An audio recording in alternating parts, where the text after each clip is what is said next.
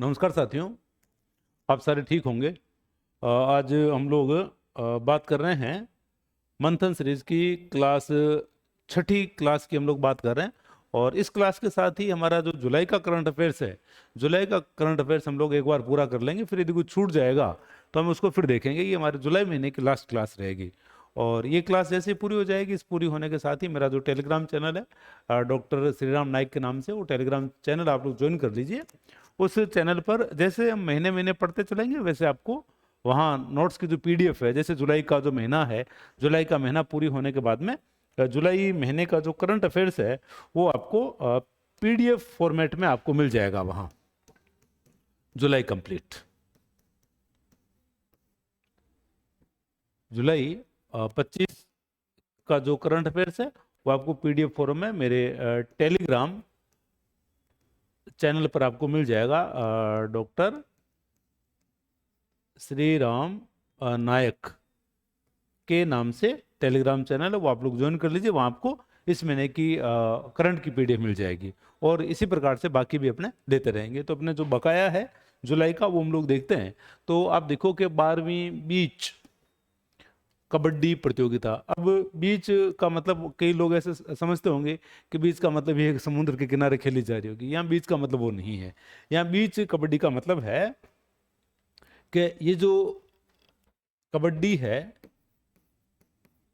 ये कबड्डी खेली जाती है रेत में। वो रेत समुद्र की भी हो सकती है और बाकी जगह भी हो सकती है। ये तो रेत में खेली जाती है। और मोस्टली इस कबड्डी को खेला जाता है, धूप में खेला जाता है इस कबड्डी को। ठीक है, तो ये चीज आप लोग ध्यान रखोगे। तो 12वीं बीच कबड्डी प्रतियोगिता का आयोजन मछलीपट्टम में हुआ है, मछलीपट्टम आंध्र प्रदेश का। और यहाँ जून 25 में इसका आयोजन हुआ। और हमारे लिए महत्वपूर्ण बात क्या है? हमारे लिए महत्वपूर्ण बात यह है कि यहाँ जो पुरुष कबड्डी टीम रही है, ये उप विजेता रही है, उप विजेता रही है।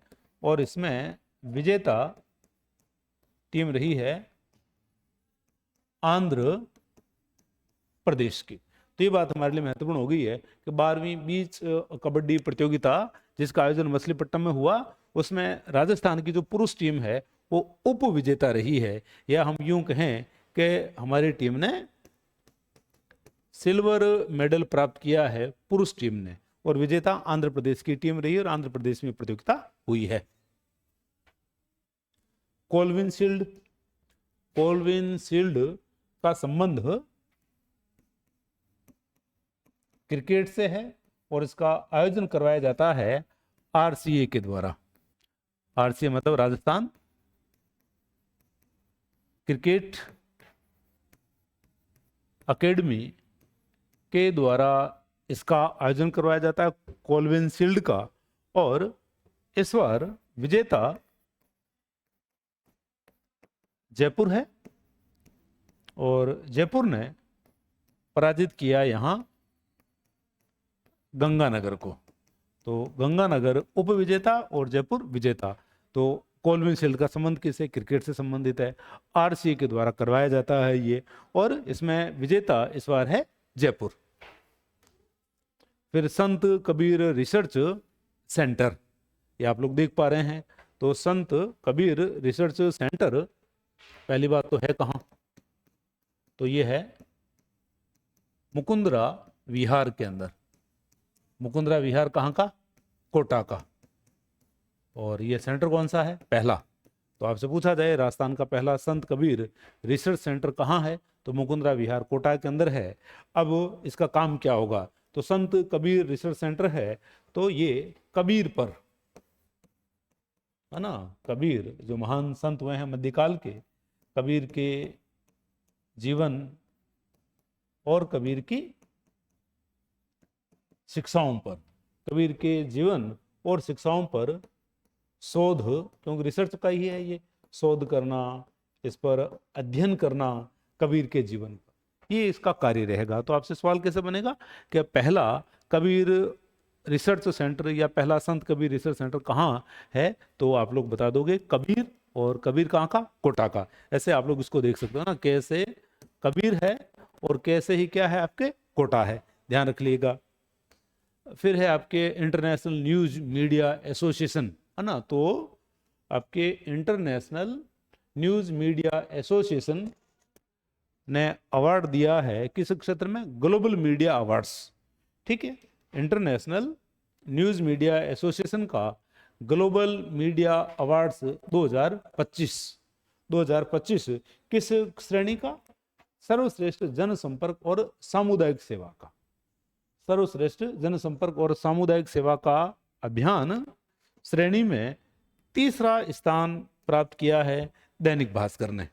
तीसरा स्थान मिला है किसको, दैनिक भास्कर को। और तीसरा स्थान दैनिक भास्कर को क्यों मिला है, एक पेड़ एक जिंदगी जो इसने अभियान चलाया हुआ है, एक पेड़ एक जिंदगी अभियान के लिए दैनिक भास्कर को इंटरनेशनल न्यूज मीडिया एसोसिएशन के द्वारा ग्लोबल मीडिया अवार्ड्स 2025 में सर्वश्रेष्ठ जनसंपर्क और सामुदायिक सेवा अभियान के अंतर्गत तीसरा स्थान प्राप्त करने के कारण दैनिक भास्कर को ये इनाम दिया गया है। और उसकी मुहिम कौन सी है, एक पेड़ एक जिंदगी वाली मुहिम के लिए। तो ये भी आप लोग गौर करिएगा। फिर एक आप लोग नाम देख रहे हो एरो हेड। तो एरो हेड क्या है, एरो हेड बाघिन है, कहाँ की, रणथंबोर की। चर्चा में क्यों है, चर्चा में इसलिए है क्योंकि हाल ही में इसकी मृत्यु हो गई है। नाम है एरो हेड, है ना। एरो हेड इसका नाम इसलिए, एरो का मतलब होता है तीर जैसे, है ना, तीर जैसे हेड वाली, या तिकोने सर की होने के कारण इसको एरो हेड इसका नाम रखा गया। इलेक्ट्रिक डबल डेकर बोट आप लोग देख पा रहे हैं, ये इलेक्ट्रिक डबल डेकर बोट है। तो इस बोट को सर्वप्रथम किस झील में चलाया गया है, तो झील है सर्वप्रथम किस झील में चलाया गया, सर्वप्रथम किस झील में इसको चलाया गया है, तो झील है हमारी पिछोला, पिछोला झील। और पिछोला झील कहाँ की, उदयपुर की, उदयपुर की पिछोला झील में इसको चलाया गया है। अब इसकी विशेषता क्या है, इसकी विशेषता ये है कि आंधी तूफान जैसी स्थितियों के अंदर भी ये बोट आपके स्थिर रहती है, ठीक है। तो इलेक्ट्रिक डबल डेकर बोट किस झील में चलाएगी सर्वप्रथम, तो सर्वप्रथम ये पिछोला झील में इसको चलाया गया है। और पिछोला झील कहाँ की, उदयपुर की, आप सारे जानते हैं। 14वीं सदी की झील है, जो एक बंजारे के द्वारा अपने बेल की स्मृति में इस झील को बनाया गया था, और वो समय था राणा लाखा का, ठीक है। तो वो चीजें हम लोग कभी इतिहास पढ़ेंगे तो वहां देखेंगे उसको। फिर है आपके विश्व पर्यावरण दिवस। विश्व पर्यावरण दिवस 2025 का राज्य स्तरीय प्रोग्राम, इसका जो राज्य स्तरीय प्रोग्राम है उसका आयोजन कहाँ हुआ है, तो इसका आयोजन हम लोग देखते हैं हुआ है REC सभागार, REC सभागार में हुआ है। REC सभागार कहाँ का है, तो REC सभागार जयपुर का। पहली बात तो ये हो गई है कि हाल ही में आयोजित राज्य स्तरीय विश्व पर्यावरण दिवस 2025 पर आयोजित राज्य स्तरीय प्रोग्राम का आयोजन कहाँ हुआ, तो जयपुर में हुआ है। जयपुर के REC सभागार में इसका आयोजन हुआ है। तो एक बात तो ये हो गई है। अब ये जो प्रोग्राम रहा, इसमें ML गर्ग इसमें क्यों चर्चा में आए। ML गर्ग को हम लोग देखते हैं कि हाँ 38वां वृक्ष बंधु पुरस्कार दिया गया है, और ML गर्ग का संबंध है BSF से।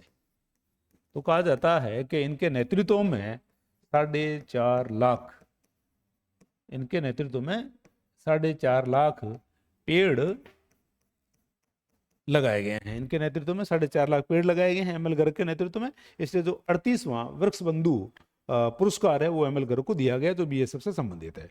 फिर इसमें एक आपके जल पुत्र सम्मान, तो यहाँ जल पुत्र सम्मान दिया गया है राजस्थान पत्रिका को, उसके जल संरक्षण से संबंधित अभियानों के लिए, जल संरक्षण से संबंधित उसका जो अभियान है उसके लिए जल पुत्र सम्मान दिया गया है राजस्थान पत्रिका को। और अभी आप लोगों ने देखा कि एक पुरस्कार मिला है आपके दैनिक भास्कर को भी, और दैनिक भास्कर को जो पुरस्कार मिला है वो है ग्लोबल मीडिया अवार्ड 2025। किस श्रेणी का? जनसंपर्क और सामुदायिक सेवा के अभियान के लिए। अभियान कौन सा है? एक पेड़ एक जिंदगी के लिए ये दिया गया है इसको। और पत्रिका को आपके अवार्ड मिला है जल पुत्र सम्मान अवार्ड राज्य स्तरीय आयोजन में। और राज्य स्तरीय आयोजन किसका है? विश्व पर्यावरण दिवस के अवसर पर। फिर आपके पंप स्टोरेज प्रोजेक्ट।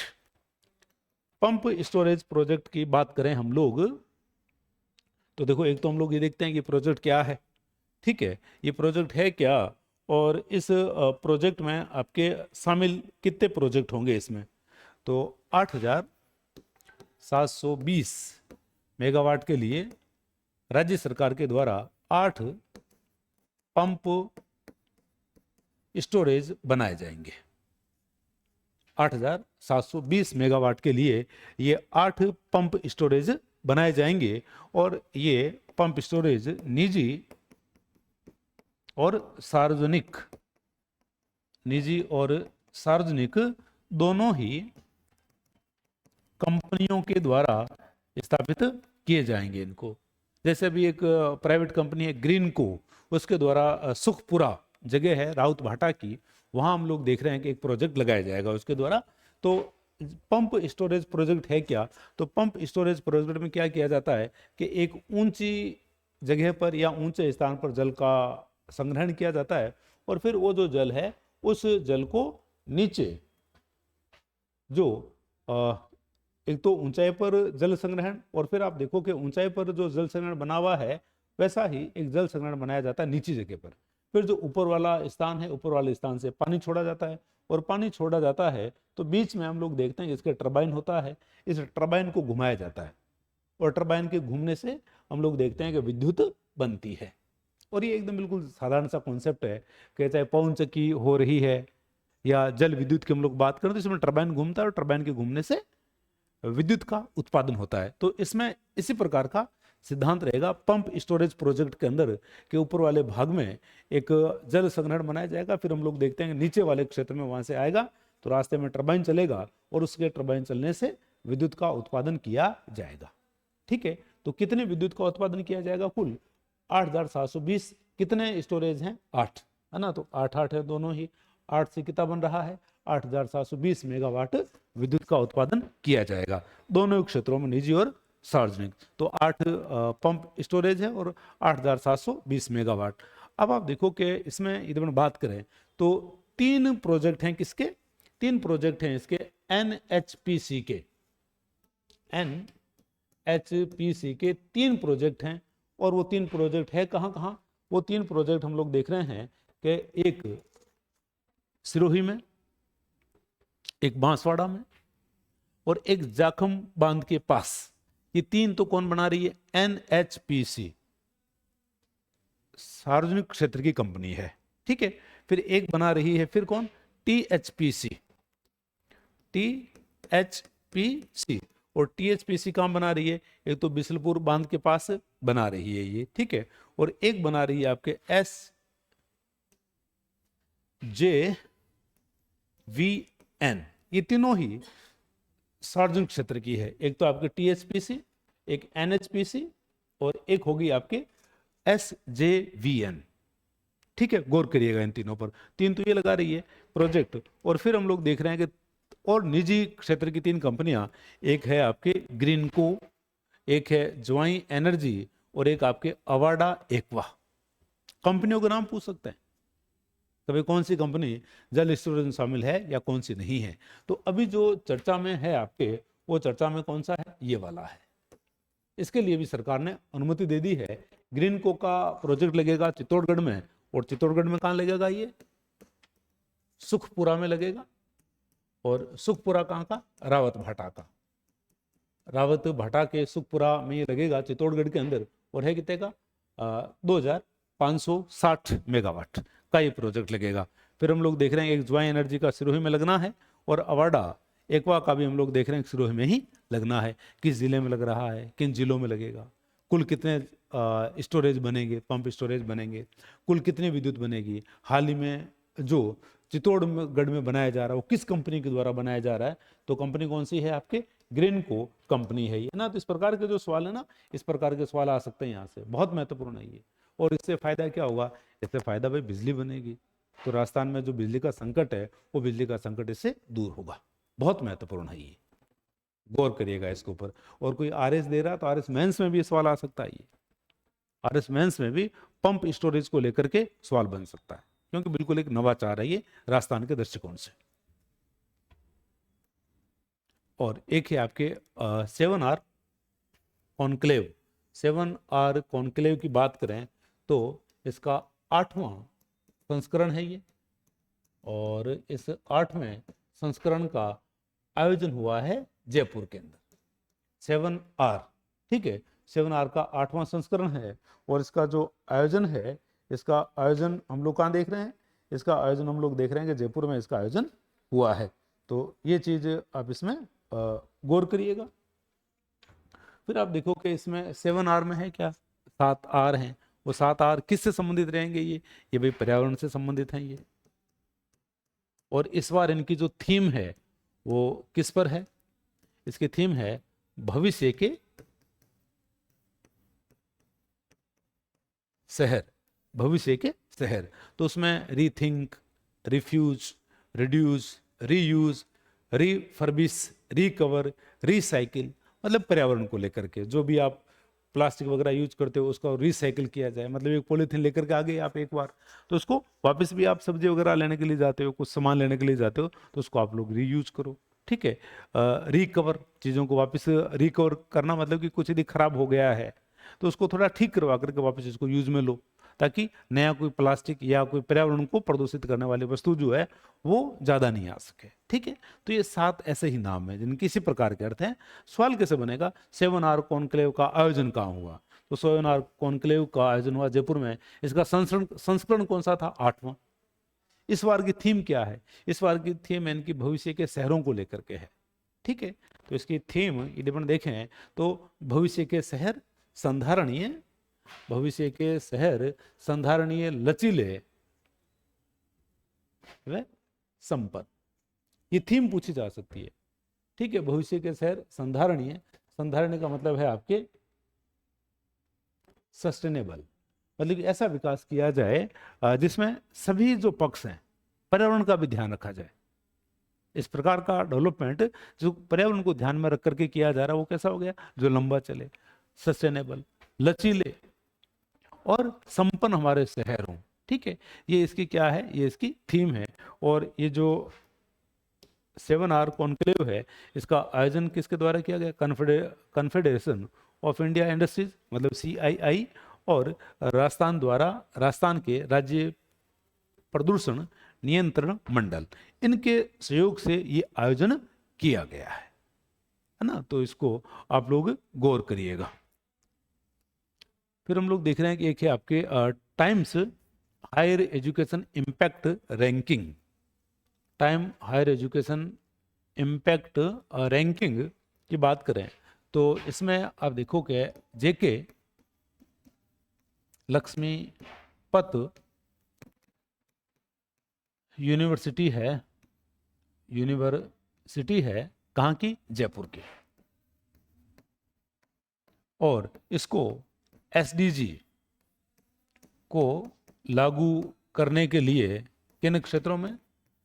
सभ्य कार्य और आर्थिक विकास, आर्थिक विकास और सभ्य कार्यों के लिए जो times higher education impact ranking हुई है, इसमें इसका राजस्थान में इसका स्थान है पहला। राजस्थान में पहला स्थान जिस विश्वविद्यालय ने प्राप्त किया वो विश्वविद्यालय कौन सा है? JK Lakshmipat university. किस क्षेत्र में? SDG को लागू करने में। SDG को कहाँ? सभ्य कार्य और आर्थिक विकास के लिए, ठीक है। आर्थिक विकास के लिए ये लागू करवाया गया है। फिर है लास्ट आपके, आज का वीडियो थोड़ा लंबा हो गया है, क्या इतने लंबे वीडियो बना सकते हैं? आप लोग लिख करके मुझे बताइएगा जरूर। और एक मैं आपको जो PDF है, PDF एक बोर्ड वाली दे दूं या टाइप दूं, आप लोग लिखना, ठीक है, या तो आपको जो पीडीएफ है, पीडीएफ टाइप्ड दी जाए कि जिसमें टाइपिंग वगैरह करवा करके एकदम बिल्कुल दे दी जाए, और या फिर आपको ये जो बोर्ड वाली जो है बोर्ड वाली दें। हाँ, हालांकि मेरी जो लिखावट है, मेरी लिखावट बहुत सुंदर है, ठीक है, उसमें कोई दिक्कत नहीं है कि आपको बोर्ड वाली भी दे दें तो, है ना। तो नागौरी पान मेथी, या जिसको बोलते हैं हमने कसूरी मेथी, ये भी चर्चा में क्यों है? ठीक है, चर्चा में ये इसलिए है, ये पान मेथी है ये, तो इसके चर्चा में आने का यदि हम लोग देखें कारण कि चर्चा में क्यों है, तो अभी हम लोग देखते हैं कि मसाला बोर्ड जिसका गठन हुआ है 1987 में, किस आधार पर? 1986 का मसालों से संबंधित एक्ट था, इस एक्ट के आधार पर 1987 में इसका गठन हुआ। और इस मसाला बोर्ड ने, पहले वहाँ 52 मसाले हुआ करते थे, 52 मसालों की सूची हुआ करती थी, और इसमें अब 53वें मसाले के रूप में हम लोग देख रहे हैं कि नागौरी पान मेथी, जिसको कसूरी मेथी बोलते हैं, जिसके लिए राजस्थान का तौसर गांव नागौर का इसके लिए बहुत प्रसिद्ध है, ठीक है। और ये जो पान मेथी है, इसके लिए हम यदि देखें, नागौर जिला इसके लिए प्रसिद्ध है, और नागौर जिले में जो तहसीलें हैं वो कौन सी है आपके? मुंडवा है, खियूंसर है, नागौर तहसील है, मुंडवा हो गया, मेड़ता है, ठीक है। तो ये जो तहसीलें हैं, ये तहसीलें पान मेथी के लिए जानी जाती है। मुंडवा, खियूंसर हो गया, नागौर हो गया, मेड़ता हो गया, ठीक है। इन तहसीलों के लिए जाना गया है। तो अरे ये तो इतना तो पढ़ लिया हम लोगों ने भी कि भाई 53 नंबर पर ये है ना। फैक्ट ये पूछा जाएगा किस नंबर पर है, किसको शामिल किया है, ठीक है। लेकिन इसका फायदा क्या है वो बताओ आप, इसका फायदा क्या होगा? पढ़ तो लिया हमने, इसका लाभ क्या है? इसका लाभ ये है कि पान मेथी को लेकर के अनुसंधान बढ़ेगा, अनुसंधान बढ़ेगा, इसके यूनियन हेतु बात होगी, और जो महत्वपूर्ण बात है वो है कि इसके निर्यात में सहायता की जाएगी, इसके निर्यात के लिए सहायता की जाएगी, और आगे चल कर के जीआई टैग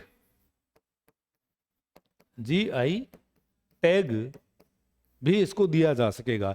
जीआई टैग के अपने फायदे हैं, जिसको भौगोलिक चिन्हीकरण कहा जाता है, और जीआई टैग जिस भी वस्तु को मिल जाता है तो उसके बाद में उसकी कॉपी नहीं की जा सकती है, मतलब उस नाम से कहीं और किसी क्षेत्र में उसको बेचा नहीं जा सकता है। और ये जो जीआई टैग है कम से कम 10 साल के लिए होता है एक बार, और फिर उसको रिन्यू भी करवाया जा सकता है, ठीक है। तो ये इसके बेनिफिट रहेंगे कि इसका पान मेथी का अनुसंधान बढ़ेगा, इसका यूनियन होगा, इसके निर्यात में सहायता की जाएगी, मतलब कैसे निर्यात इसका बढ़े, और जीआई टैग वगैरह प्राप्त करने में मदद मिलेगी। तो आपके लिए मैं ये पूछ रहा हूँ कि जुलाई का हमारा कंप्लीट हो गया है, जुलाई का हमारा कंप्लीट हो गया है। देखो करंट मैं पढ़ा रहा हूँ तो मैं कोई टाइम पास के लिए नहीं पढ़ा रहा, परिणाम निकलना चाहिए। जैसे पिछली बार मैंने असिस्टेंट प्रोफेसर में पढ़ाया था, तो मैंने आपको बताया था कि पिछली बार के असिस्टेंट प्रोफेसर के जो टॉपर थे हिस्ट्री सब्जेक्ट के, शंकर जी पोटलिया का आप वीडियो देखो, वो पहली रैंक थी इनकी, और इन्होंने भी जो क्रेडिट है, क्रेडिट दिया कि भाई मैंने इनके करंट के वीडियो देखे थे। तो मैं कुछ इसी प्रकार का परिणाम चाहता हूँ, क्योंकि मैं अपने जीवन का महत्वपूर्ण जो वक्त है रोज 15-20 मिनट का मैं आप लोगों को दे रहा हूँ, है ना।